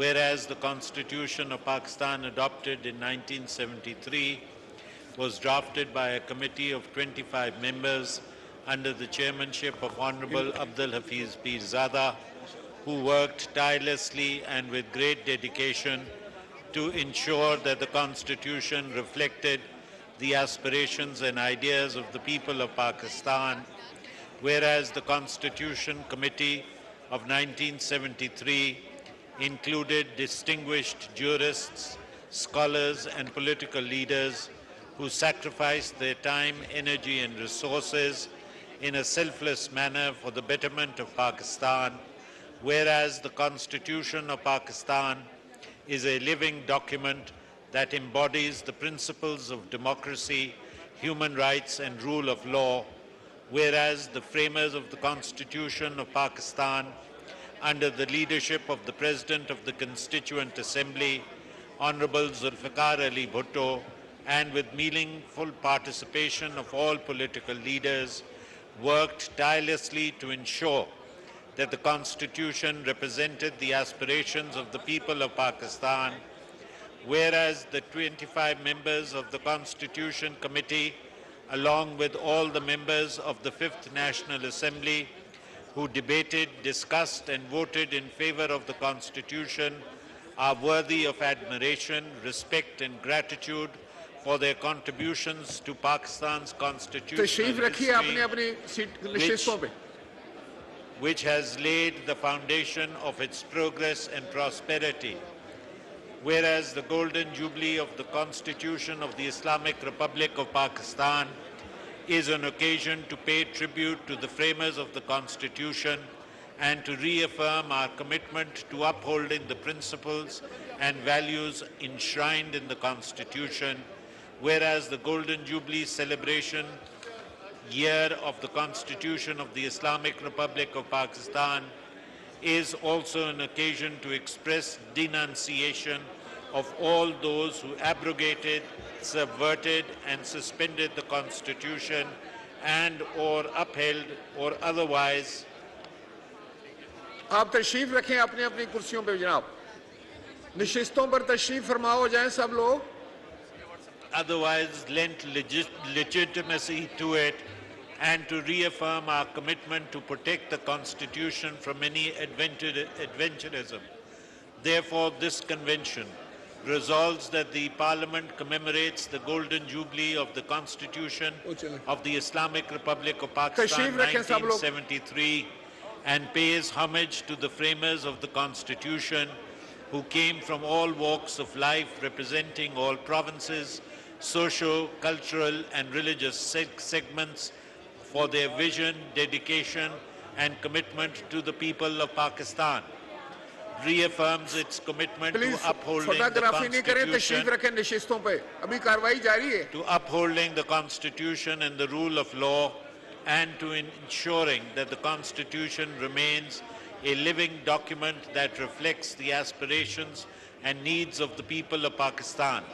Salutes the members of the Constituent Committee of 1973 and the 5th National Assembly of the Islamic Republic of Pakistan for their dedication, commitment and vision in drafting the Constitution of Pakistan, which remains a beacon of hope and inspiration for the people of Pakistan.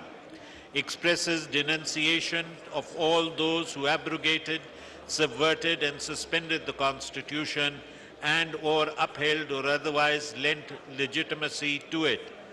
Acknowledges and appreciates the hard work and sacrifices made by the members of the Constituent Committee of 1973 and the 5th National Assembly, and recognizes the invaluable contribution of Pakistan's constitutional heritage.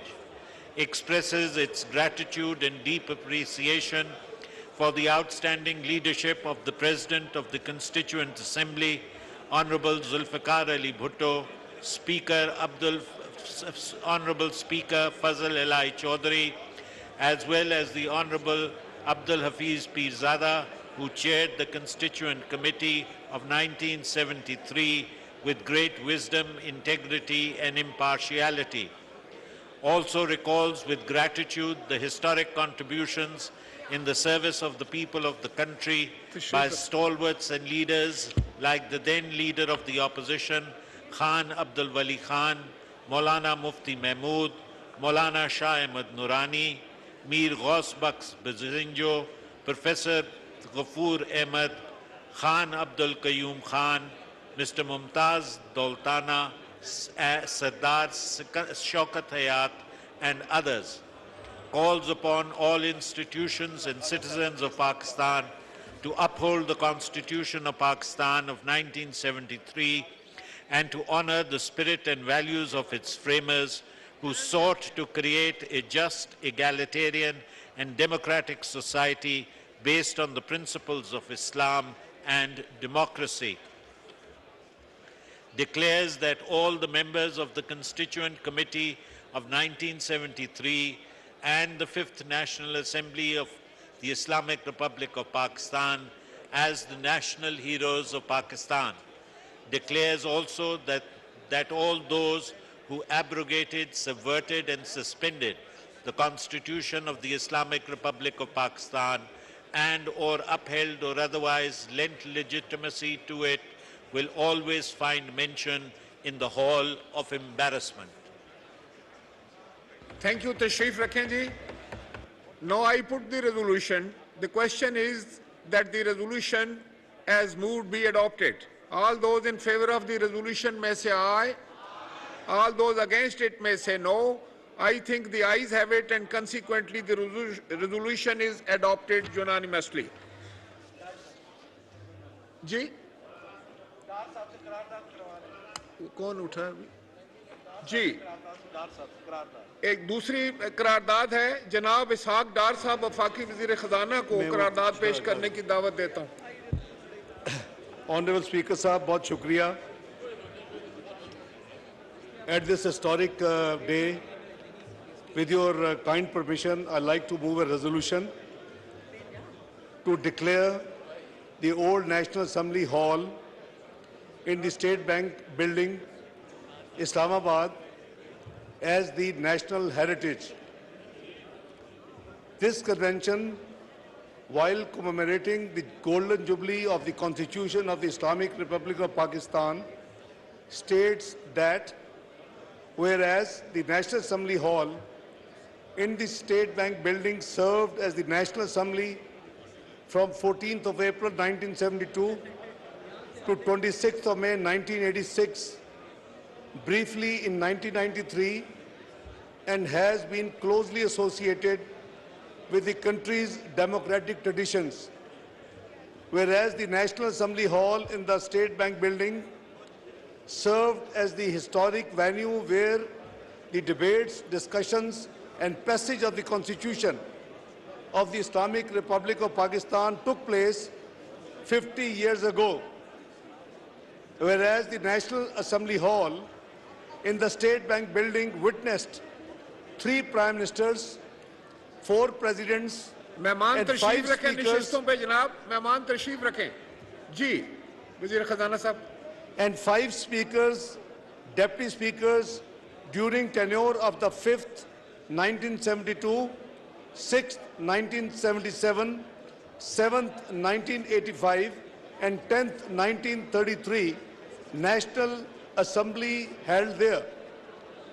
Whereas the National Assembly Hall in the State Bank building witnessed gathering of Pakistan's first directly elected MNAs on the 14th of April 1972, whereas the National Assembly Hall in the State Bank building witnessed adoption of the interim constitution of 1972 and the Constitution of the Islamic Republic of Pakistan 1973, whereas the State Bank building was also briefly the office of the Prime Minister of Islamic Republic of Pakistan, whereas the National Assembly Hall in the State Bank building has been out of use for 3 decades and is in state of disrepair and is in dire need of restoration to preserve it for future generations. Whereas the restoration of the National Assembly Hall in the State Bank building will not only preserve a significant piece of Pakistan's history, but will also provide a fitting venue for the nation's parliament to convene and foster greater awareness and appreciation of our democratic traditions and institutions. Therefore, this convention unanimously appreciates the efforts of the Honorable Speaker in retrieving and restoring the original portrait of Quaid-e-Azam Muhammad Ali Jinnah from the State Bank building and redisplaying in the National Assembly Hall, Parliament House, on the occasion of the 75th anniversary celebration of Pakistan and Parliament held in August 2022, declares that the National Assembly Hall in the State Bank building in Islamabad as a national heritage and recognizes its cultural and historic significance to Pakistan on the occasion of the Golden Jubilee celebrations of the Constitution of the Islamic Republic of Pakistan 1973, directs the relevant government agencies to take immediate steps to restore the National Assembly Hall in the State Bank building to its former glory and ensure that it is maintained in good condition for the posterity. Resolves that the National Assembly Hall in the State Bank building be used for at least 1 session in a parliamentary year as a venue to commemorate our democratic traditions and to reinforce the values that underpin our nation's political system. Further directs that a report on the progress made in the restoration of the National Assembly Hall in the State Bank building be submitted to the National Assembly before 1st of August 2023. Calls upon all stakeholders, including civil society organizations, cultural institutions, and the general public, to support the restoration and preservation of the National Assembly Hall in the State Bank building as a national heritage. The convention urges all members of the National Assembly to support this resolution and take the necessary steps to restore the National Assembly Hall in the State Bank building as a national heritage and fitting venue for the nation's parliament to convene. Thank you, Mr. Speaker. No, I put the resolution. The question is that the resolution as moved be adopted. All those in favor of the resolution may say aye. All those against it may say no. I think the ayes have it, and consequently the resolution is unanimously adopted. मैं वफाकी वजीर इत्तलात मोहतरमा मरियम औरंगजेब साहबा को करारदाद पेश करने के लिए दावत देता हूँ. थैंक यू स्पीकर साहब. स्पीकर साहब, मैं रेजोल्यूशन पेश करने से पहले बहुत मुख्तसरन आपको मुबारकबाद पेश करना चाहती हूँ. तमाम वो कमेटी के मेंबरान जिन्होंने आज ये तारीख़ी दिन लाया कि हम पहली दफ़ा फॉर्मली पार्लियामान से ये करारदाद पेश करते हुए पाकिस्तान के निसाब के अंदर कॉन्स्टिट्यूशन को, जमहूरी इक़दार को, जमहूरी रवायात को और दस्तूरी निज़ाम के निसाब को किताब में शामिल करने जा रहे हैं. और ये भी साथ साथ मैं कहना चाहती हूँ कि ये तारीख़ी दिन तो मनाया जा रहा है, लेकिन आज तारीख़ी दिन इसलिए भी है कि हम तारीख़ की जो सिमत है उसको दुरुस्त करने जा रहे हैं.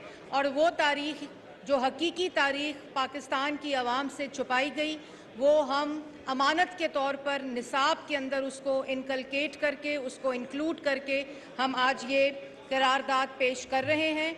और ये जो सफ़र Sardar Ayaz Sadiq speaker national assembly ने पार्लियामेंट्री स्टडी प्रोग्राम्स यूनिवर्सिटीज़ में शुरू करके किया था, आज उसका एक तारीख़ी पहलू जो कि अनफिनिश्ड टास्क था, जो उस वक़्त उनके नज़रिए का, उनके विज़न का हिस्सा था, आज उसको मुकम्मल किया जा रहा है. और इसी तरह पहली दफ़ा यंग पार्लियामेंट्री एसोसिएट्स जिनकी तादाद आज 250 तक हो गई है, जो बच्चे स्कूल्स और यूनिवर्सिटी में पार्लियामान में आकर इंटर्नशिप करते हैं और उसके बाद जो उनकी इंफॉर्मेशन और उनकी अवेयरनेस रेजिंग में एडिशन होती है, वो भी जो एक सफ़र का आगाज़ स्पीकर नेशनल असम्बली सरदार अयाज सादिक ने किया था और आपने उसको पाया तकमील तक पहुंचाया है, मैं इसमें आपको भी मुबारकबाद पेश करती हूं. और ये आइन की किताब जिसको आज 50 इयर्स गोल्डन जूबली हम सेलिब्रेट कर रहे हैं, उसके अंदर जो चैप्टर 1 फंडामेंटल राइट्स, जिसका सफ़र 2014 में सस्टेनेबल डेवलपमेंट गोल्स की सेक्रेटेरिएट पार्लियामान में बनाकर वो सफ़र का आगाज़ किया था, जो तमाम फंडामेंटल राइट्स को देखता है, उसको भी निसाब में शामिल किया जा रहा है. और इसमें मैं आपकी इजाज़त से ये रेजोल्यूशन पेश करती हूँ.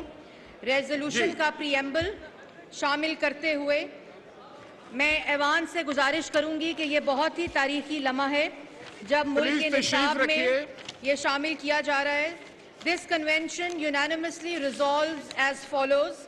Constitution and democratic civic education shall be made a compulsory part of the curriculum and educational activities of all schools, colleges, universities and training institutes of police, bureaucracy and the law enforcing agencies under the control of the federal government. The fundamental rights enshrined in the Constitution of 1973 along with an unbiased account of constitutional and democratic developments in Pakistan shall be included in the textbooks of all relevant subjects like Pakistan studies, history, social studies, mathematics, Urdu, English or any other taught in the schools, colleges, universities, in the schools of the federal government. Extra and co-curricular activities at the educational campuses shall privilege themes related to parliamentary democracy, fundamental rights and constitutionalism in Pakistan. The public service broadcasters and independent private media under their public service obligations shall devote a fair amount of time to expand the understanding about the Constitution and its relevance as a vibrant contract between the citizens and the state. The provincial governments shall reach out to the people of Pakistan to raise the awareness about the importance of the Constitution and to encourage its preservation and protection. This House resolves to uphold in letter and spirit the constitutional provision under the 18th Constitutional Amendment, under which the subject of education has been devolved to the provinces. Therefore, the House urges the provincial governments to take necessary actions and do the needful. Recognizing that the Constitution of Islamic Republic of Pakistan is the basic document governing the structure and polity of the state, and this is crucial for the future of Pakistan and its people to maintain the continuity of democratic governance embedded in the supremacy of the Constitution. Acknowledging that the democratic civic education is an important instrument to provide necessary knowledge, historical context, and development necessary skills to actively and effectively participate in the pursuit of democratic governance. Mindful of the fact that a significant percentage of the population of Pakistan, particularly the youth, do not have access to formal education and are not fortunate to learn about core concepts like constitutionalism, federalism, and representative parliamentary institution. Endorsing the joint communique of the 17th Speaker Conference, April 15, 2014, Islamabad, that the suggested changes in the educational curriculum to inculcate in the minds of the new generation the importance of democracy and to make them aware of the democratic struggle for parliamentary democracy. Whereas the Constitution of the Islamic Republic of Pakistan, adopted on April 10, 1973, serves as the supreme law of the land and the cornerstone of the democratic framework of the country. Whereas the 50th anniversary and Golden Jubilee celebrations of the adoption of the Constitution of the Islamic Republic of Pakistan provide an opportunity to reflect upon its significance and promote greater understanding of its provision among the citizens of the country, especially children and youth. The federal government shall urge all provincial governments and the governments of the federating units to implement this resolution and ensure that the courses on the importance of Constitution and a study of its salient features, specifically those relating to human rights, women, minorities, children, due process, and international human rights obligations, and the trichotomy of powers are including in the curricula of all educational institutions in the country. Thank you, Janaab Speaker. The question is that resolution as moved be adopted. All those in favor of the resolution may say aye. All those against it may say no. I think the ayes have it, and consequently the resolution is adopted unanimously. मैं इंतहाई मशकूर हूँ जनाब मौलाना असद साहब का, जनाब अंस नूरानी साहब का, जनाब चौधरी सालिक साहब का, जनाब अमीर हैदर होती साहब का, सिंध, पंजाब, बलूचिस्तान और खैबर पख्तूनख्वा के गवर्नर साहबान का, सिंध के वज़ीर आला, आज़ाद कश्मीर के वज़ीर आज़म, गिलगित बल्तिस्तान के स्पीकर साहब का और ख़ास तौर पर 1973 की आइनी कमेटी के रुकन जनाब